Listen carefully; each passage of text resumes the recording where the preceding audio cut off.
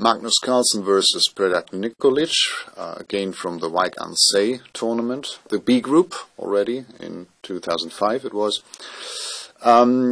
Black has played bishop b6, this was the last move, so this is the position. Magnus is a pawn down, but has obvious compensation for this. Lead in development, and most importantly, this bishop on a3 controls the diagonal to f8, so Black's king is caught in the center.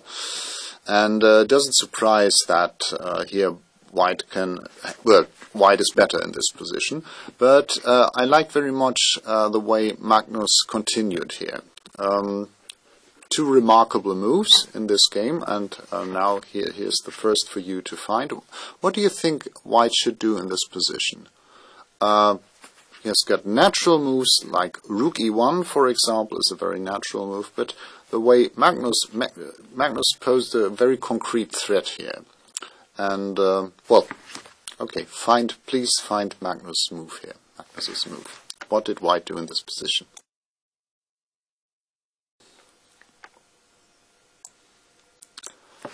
Very good. I think a very unusual move, decentralizing the queen, but it's very strong. Queen a1 simply threatens queen takes g7, and since f6 is no good idea whatsoever, queen a1 is a very strong move. Congratulations for finding this.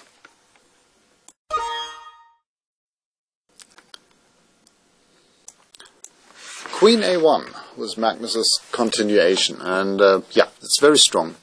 Usually the queen is much better placed in the center, like on, say, d2, d4, something like that, somewhere in the center. But here on a1, it's a very concrete threat.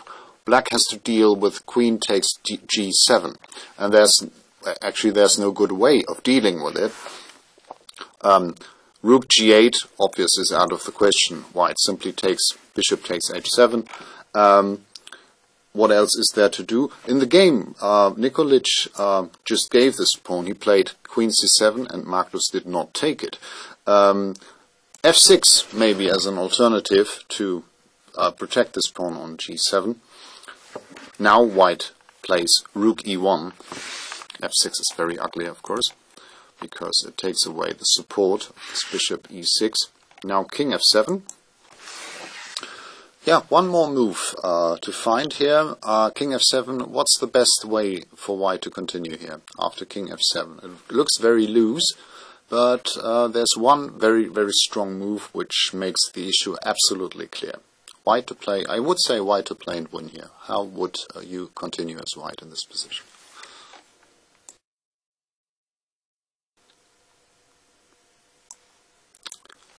Yeah.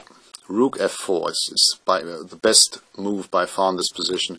The brutal threat is knight g5 check. Now the f pawn is pinned, followed by knight takes e6, and after rook f4, Black has no defense, I guess. h6 maybe, but then knight e5. Rook f4 is a very strong move. Good.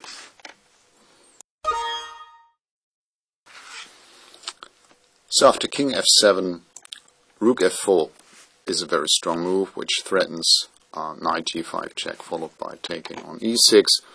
For example, h6, preventing knight g5. White goes knight e5 check. Knight takes e5. Queen takes e5 check, and White's attack is overwhelming. Queen e6 is the threat. Queen h5 is a threat. This square is weak, and this king on f7 won't survive for very long. Okay, this is shows us the reason why Nikolic did not play f6. He played queen c7, and it's quite interesting that here Magnus did not take on g7, which seems possible. Queen g7. Well, this allows Black to castle queen's side, and maybe Magnus did not like that. Instead, he played b4, aiming to dislodge this knight from c6, and now Nikolic played a surprising move, an ugly move in fact. He played f6 after all, and maybe in this position he should have seized the opportunity, that is, to castle either queen side or king side. Okay, both is unpleasant. Let's say castle queenside. Note that b4 is blocked on this diagonal to f8. White has a very strong initiative. b5, chasing away the knight, also opening the fourth rank for the rook. Let's say knight e7, just the sample line. Rook e1, knight g6, and now simply bishop b2. And again, black has no satisfactory way to protect this pawn. f6 is not possible, because the pawn must guard this bishop. Maybe black has to play d4 here and try to trade some pieces. White is clearly better in this position, but maybe this was the lesser evil. Okay, Nikolic played f6, and now Magnus played rook e1, very natural. Now came king f7. The difference here is that after b5, he went knight a5. Now white does not have this move rook f4. Remember that in the previous line this was very strong, threatening knight g5. Now this is not possible because black has a queen on c7, but white has other ways to continue the attack. Yeah, which ways, in fact, or which way? Please find Magnus's next move. Remember the move we started with here in this position. Now, what can I say? Just take it back. Next move for white, please.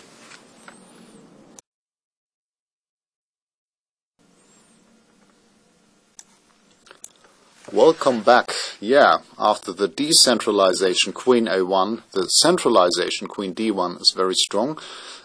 We will see why. Queen d1 is what Magnus did, and you found it.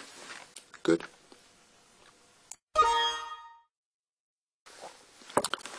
Queen d1. Welcome back. This was Magnus's continuation. Yeah, the queen eyes the king side now. Several attractive squares on the diagonal to h5. Several. Nikolic played rook to e8. Yeah, rook 8 to e8. And now it's white to play and win. What did Magnus do now after this move, rook to e8? Strike. What did he do?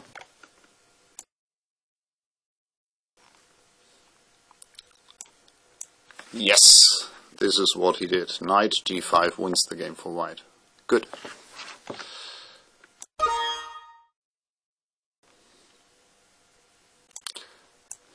Knight g5 check clears the way for white's queen d1 to the king side.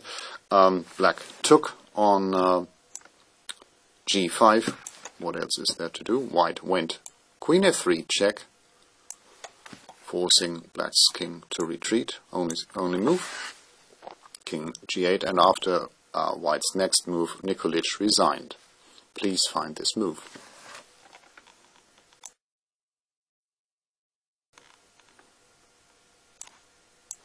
Yeah, rook takes e6.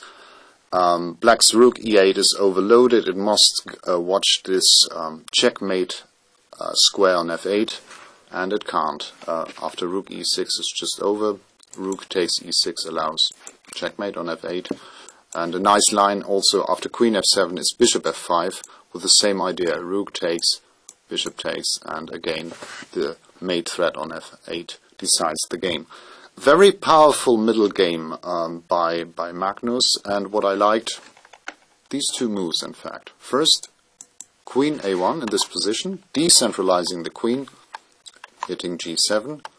Now he did not take on g7, but played b4, rook e1, b5, and then just went back. And it was this weakening f6 followed by king f7 proved too much for the black king. Instructive.